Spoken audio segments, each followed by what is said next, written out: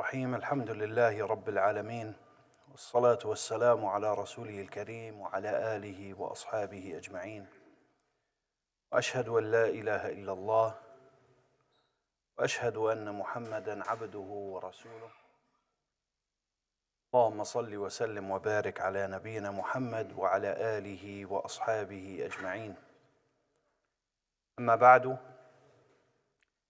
يقول الله تبارك وتعالى: وجعلنا في الأرض رواسي أن تميد بهم وجعلنا فيها فجاجا سبلا لعلهم يهتدون. قول الله سبحانه وتعالى: وجعلنا في الأرض رواسي. الرواسي هي الجبال، جمع راسية، جعلها الله سبحانه وتعالى في الأرض أن تميد بنا الأرض، فيقول سبحانه وتعالى أن تميد بهم، لئلا تميد الأرض بهم، أي تتمايل الأرض وتتحرك من تحتهم، فلا يستطيعون السكن على هذه الأرض. لكن هذه الرواسي فيها نوع من المشقة على الناس إذا تركت كما أنزلها الله، وذلك أن الذي يريد أن يجتاز هذه الرواسي لا بد أن إما أن يصعدها أو يدور حولها، وهذا يورث مشقة، وقد يذهب بالإنسان أو تذهب هذه المشقة بالإنسان بأن يضيع بين هذه الرواسي. فجعل الله سبحانه وتعالى فيها فجاجا، فج، وذلك أنه جعل طرقا بين هذه الرواسي ومن بينها، من أجل أن يهتدي الناس، ومن أجل أن يقتطعها الناس ويجتازونها بأقل مشقة. قال: وجعلنا فيها فجاجا سبلا لعلهم يهتدون. وهذا فيه إشارة من الله سبحانه وتعالى أنه ما خلق السماوات والأرض وجعل الإنسان من بينهما دون هداية حسية. الناس لهم هداية حسية، جعل الشمس والقمر والنجوم والكواكب والرواسي فيها السبل لعلهم يهتدون. الناس يهتدون حسا بهذه الأشياء، ينظر إلى الشمس يتعرف على جهته، ينظر إلى النجوم يتعرف على جهته وعلى مكانه، وهكذا هداية للناس. ولكن هذه الهداية هداية حسية. فهل يعقل من ذلك أن الخالق سبحانه وتعالى جعل لنا هداية حسية وترك هدايتنا معنويا وروحيا شرعيا؟ هل يخلقنا في هذه الدنيا يهدينا هداية حسية، يهدينا طريقنا الحسي بين الجبال ويتركنا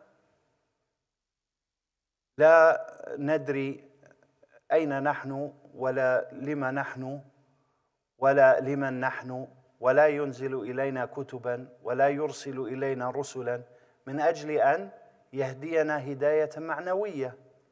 هذا لا يعقل، إذ الهداية المعنوية الدينية الشرعية، هداية الرسل، هي أهم بكثير من الهداية الحسية.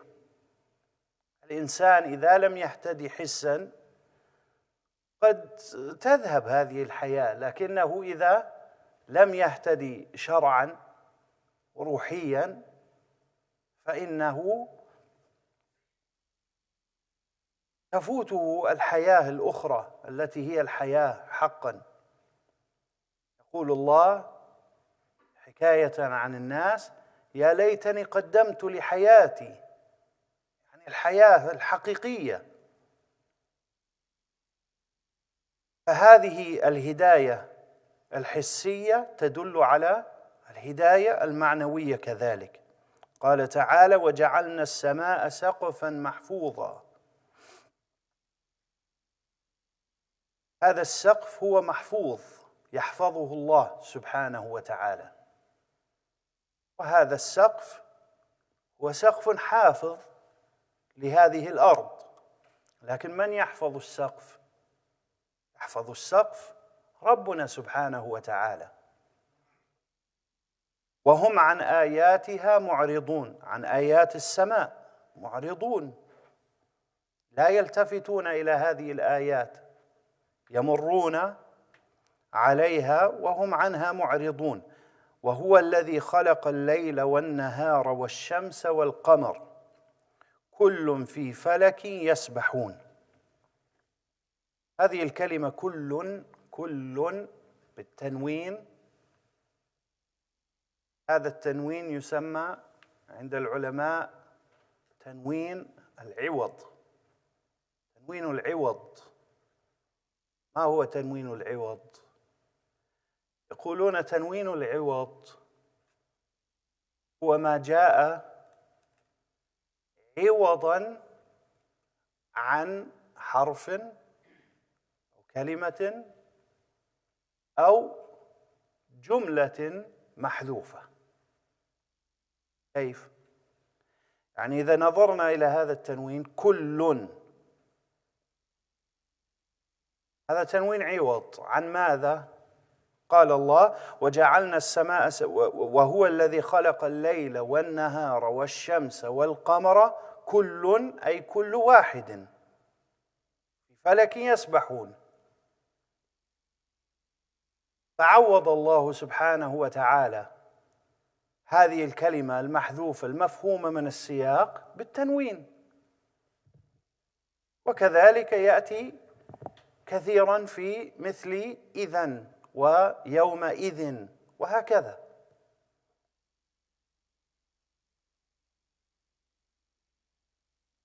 تأتي عوضا عن حرف. قال الله سبحانه وتعالى: لهم من فوقهم ومن فوقهم غواش. إيش يعني غواش؟ غواش، أصل الكلمة غواشي، حذفت هذه الياء جعل التنوين مكانها، كان غواش، وهكذا. قال الله تعالى: كل، أي كل واحد مما سبق ذكره في فلك يسبحون. في فلك يسبحون. عبر الله عن هذه الأشياء التي لا تعقل، الشمس والقمر والنجوم لا تعقل، عبر عنها بما يعقل فقال يسبحون ولم يقل تسبح. انظروا إلى الفرق. كل في فلك يسبح أو تسبح، كل في فلك تسبح، هذه أشياء لا تعقل. ونحن نجمع الذي لا يعقل بالتأنيث. جاءت الأسود ورأيت الحجارة وهذه دور بالتأنيث. فلما جاء الذي لا يعقل بالجمع المذكر السالم؟ قال تعالى: كل في فلك، أصل الكلام الذي يتوقع يسبح أو تسبح، ولكن جاء يسبحون. هذا على صيغة جمع الذكور.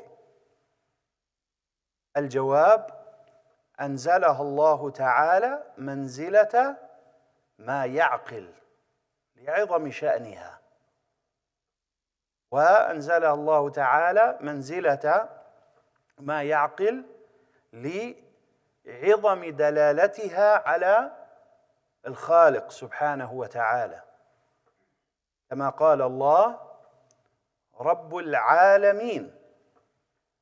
أصل الكلام رب العوالم، جمع عالم، لكنه جمعه على جمع المذكر السالم تعظيما لمن يعقل، للعقلاء منهم وللعلم. Allah subhanahu wa ta'ala says, "Do those who disbelieve not see that the heavens and the earth were at one point one thing, and we separated the two?"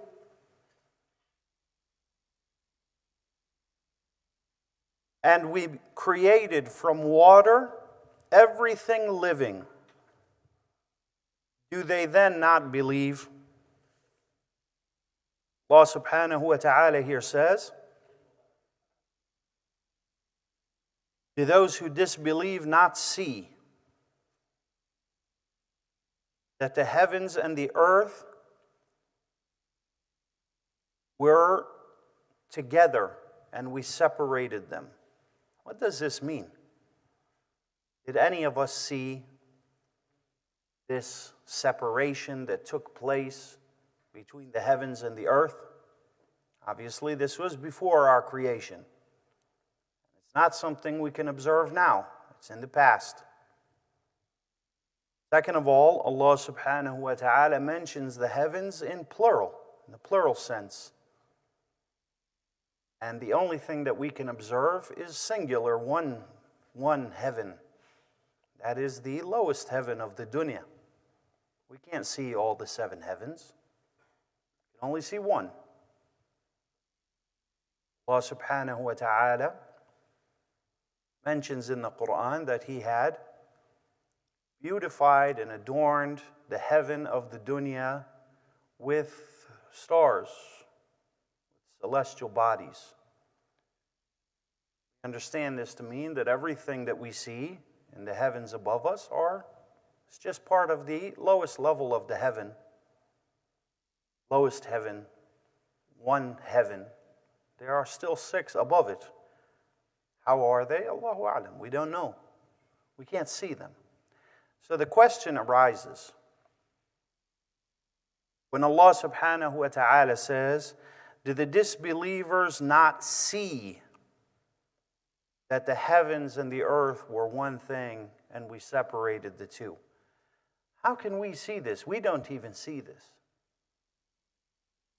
The answer is, sight here, what's meant by it is knowledge.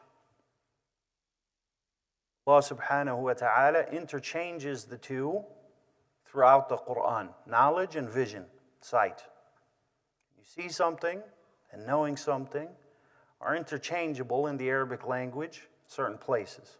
This is one of those instances. Why is that? Because that which is known absolutely and positively is referred to as being seen. Right? It's referred to as being seen. So for instance,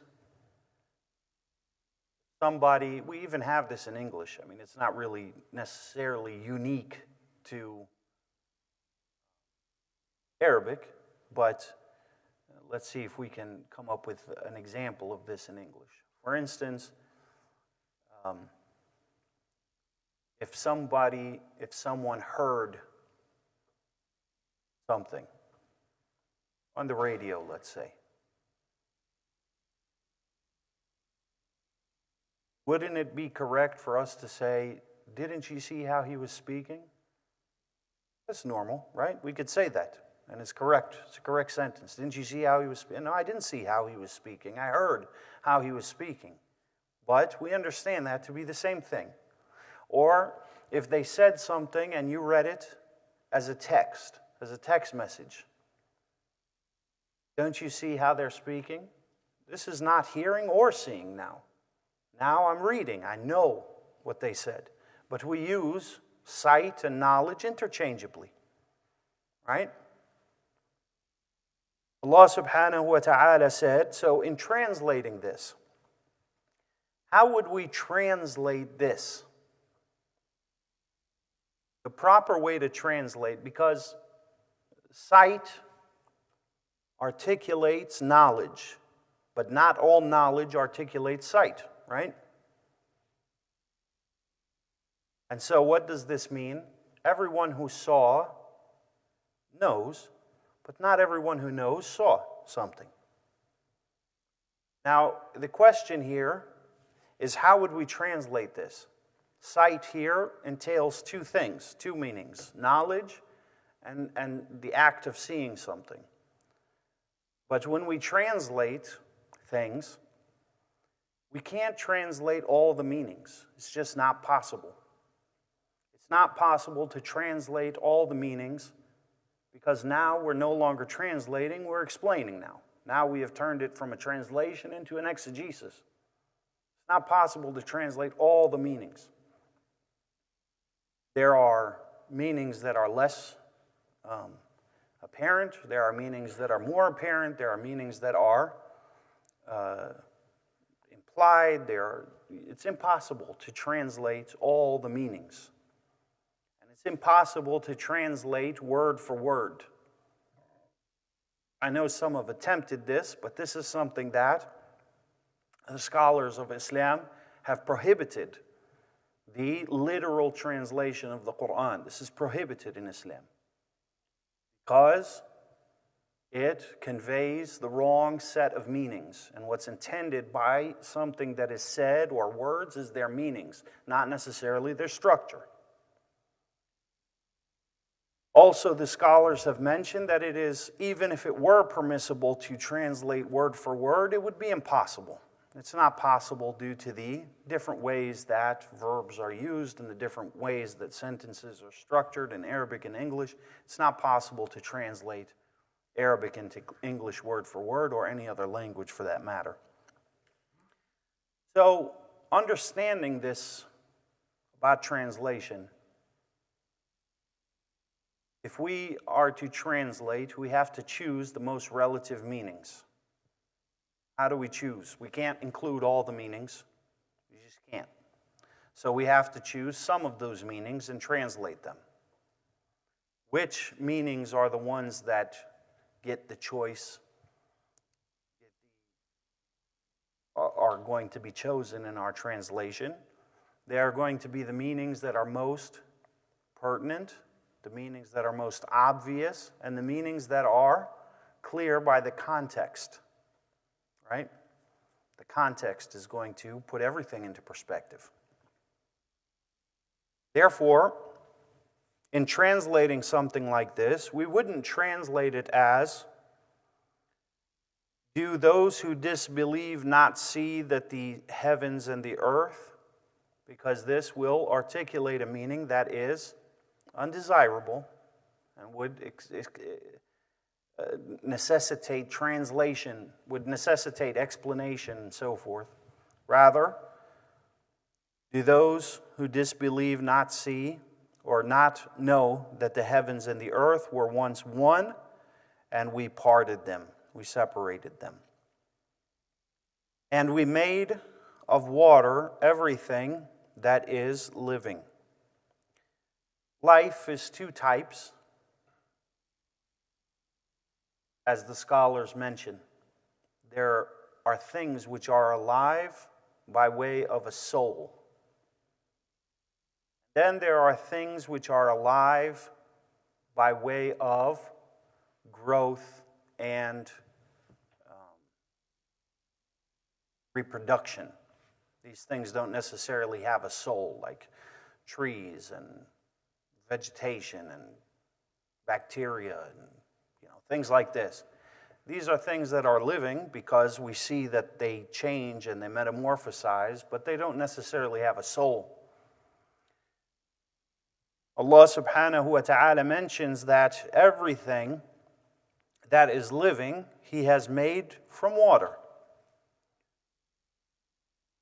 We know that this includes the human beings, includes all of the living things that we can see or discover.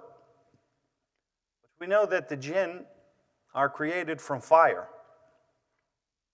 or they are created from the edge of fire. So how is it that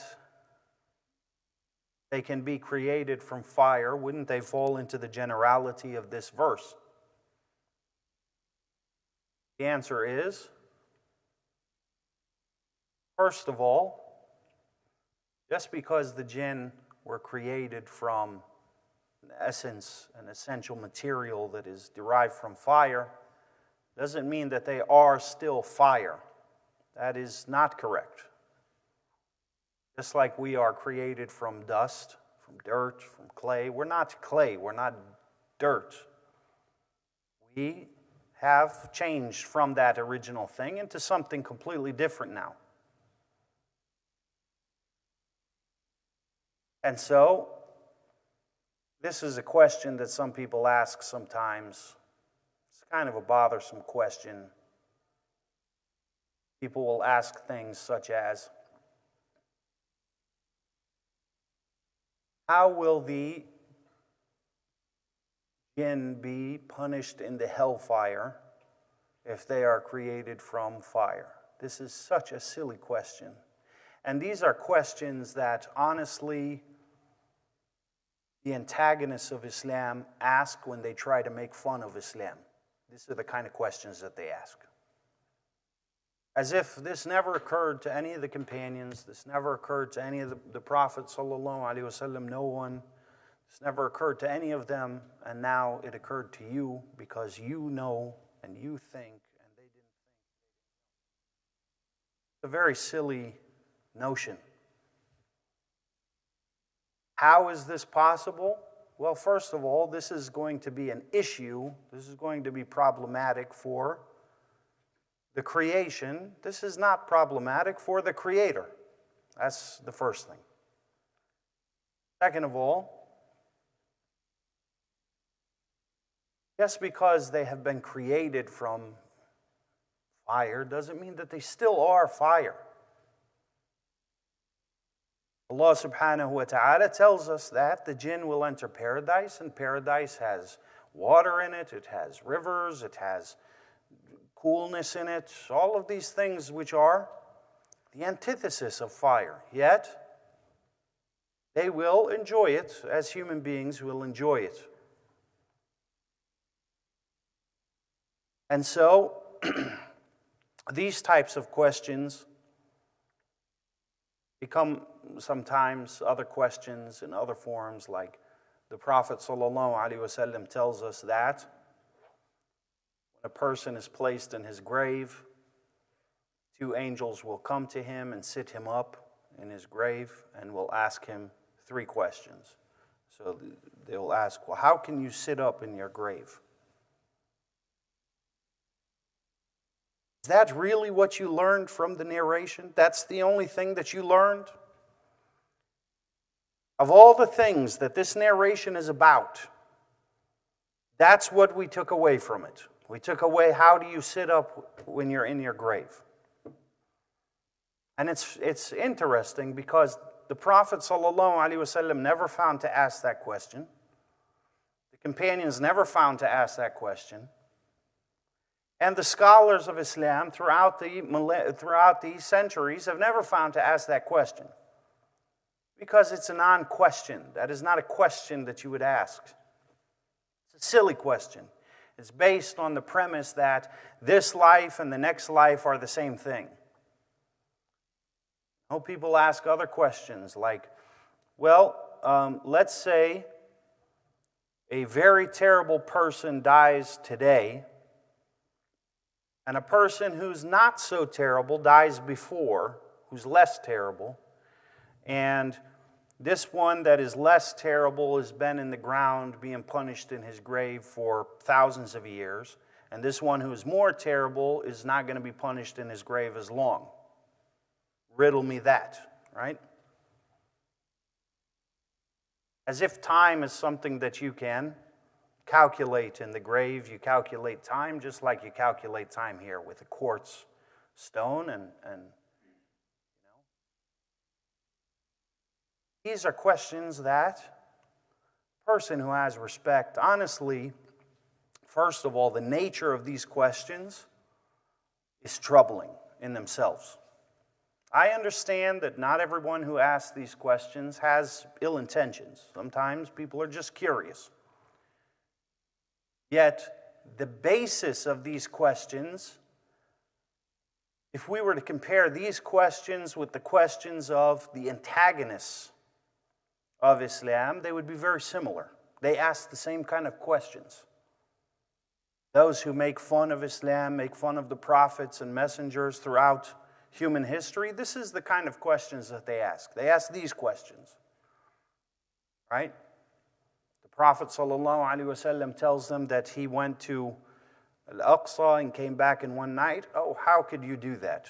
None of the companions asked that, not one. None of them said, how did you do that? Because they understood that that's not the point of the statement. He said he did it. I don't need to know how it happened. It happened. Now, what am I supposed to take away from this? That's what a Muslim says. The ones who asked this question were the non-Muslims, the antagonists, the ones who were trying to make fun of him. They say, oh, how did you do that? Huh? It's a month's drought. How did you do that?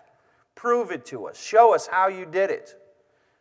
What kind of animal did you ride? Who came to you? What did he say? What did you say? Where did you go?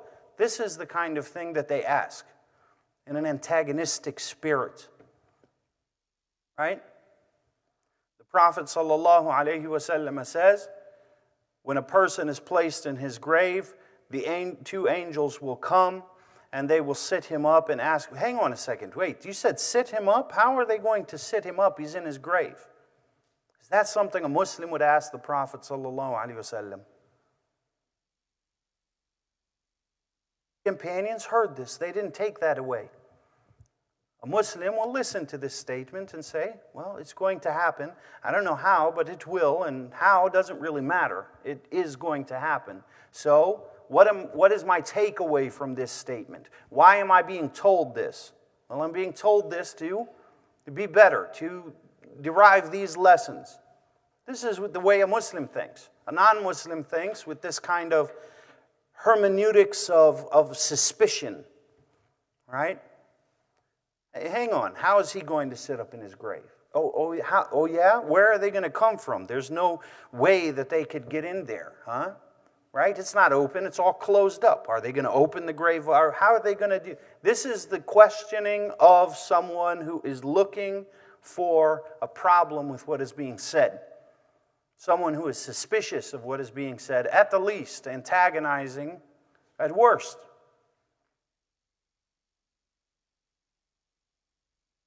Islam is built upon belief in the unseen. Nature, the unseen by its very nature, is that it is unfathomable. It is super rational. We don't know how it is because we have nothing similar to it in that which is seen. We have no parallel. This is how we understand things. We have, for instance, the nature of time. What is time? Well, when time happens, certain things happen. Right? We refer to this as a third dimension. When time elapses, things decay, things tend towards chaos, etc. This is how we understand time. But when we look at infinity, what does that mean? Infinity means that time essentially doesn't exist. That's what that means. Do we know what that means? We don't really know what that means. I mean, we understand what the meaning, the concept is in theory, but we've never seen it before. And even if we are experiencing it, we still won't really fully grasp the magnitude of eternity because we still haven't seen it. This is new to us, right? And this is how the unseen works.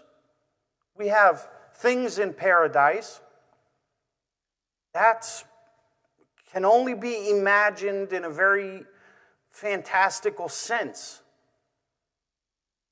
Can I write a book about the physics of paradise? Of course not.